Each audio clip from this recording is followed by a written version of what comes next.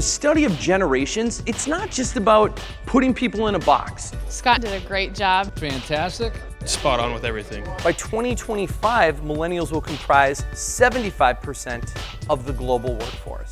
They're not a fad.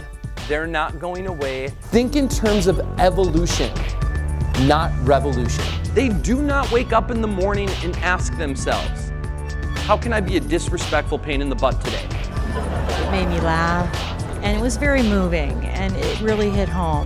Nice.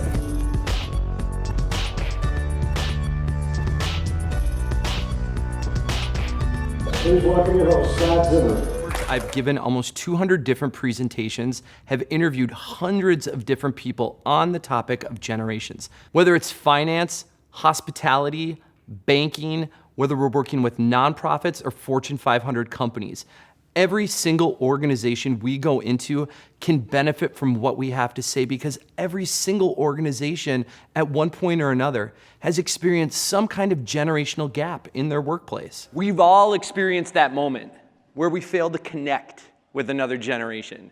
We fail to get on the same page as them. What works for recruiting, retaining, motivating, engaging one generation isn't going to necessarily work with another. In fact, oftentimes, it's the very thing that just turns another generation off. And when that happens, more times than not, we get frustrated. We go to a negative place. We focus in on who's acting like an entitled brat. Not that anyone in here has ever thought that. Or maybe we think about who needs to get with the times, rather than find ways where we can bring our different generational talents and perspectives to the table to get the job done. So we don't just come in and recite a bunch of things that you could Google, but we take it a step further and we give context for each generation. It gets them to look at their colleagues differently and understand that, oh, that's why they do that. That's where that comes from. You were always waiting for the latest and greatest. Look at on the farm. Look at what the inside of a tractor looked like when you were growing up. Look at what an inside of a tractor looks like today. Not to again sound like Grandpa Scott, but I was lucky growing up if I got to drive the tractor that had the AM/FM radio on the wheel well. Let alone XM radio, heated seats, iPads, self-steering tractors.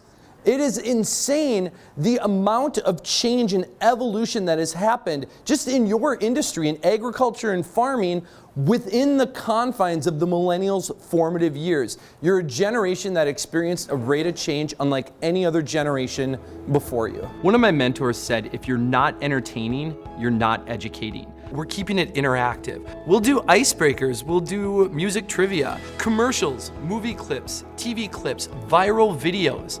We should recognize our stereotypes, but also not let them define us. So we have a little bit of fun and we don't take ourselves too seriously, and audiences really relate to that.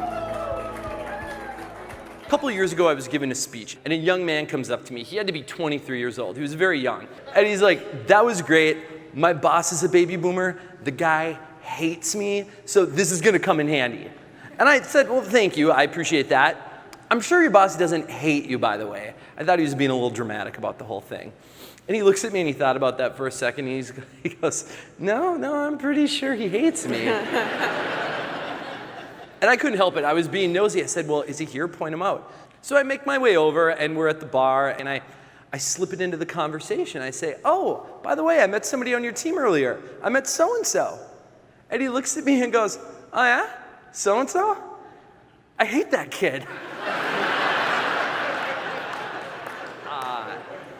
And that's such a shame when these moments happen because all these great opportunities for mentorship, for reverse mentorship, they don't happen when we just don't like each other.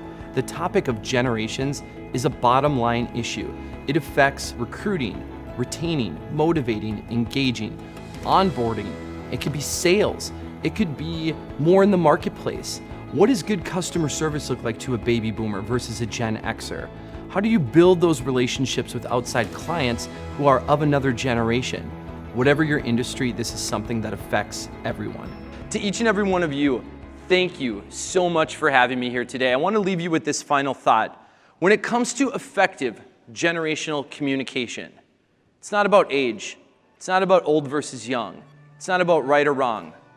It's about understanding that each and every single generation, whether it's a colleague, a member, every single generation is bringing something different, unique, and important to the table. And it's up to you as leaders and mentors to tap into that. Thank you folks so much. I appreciate it.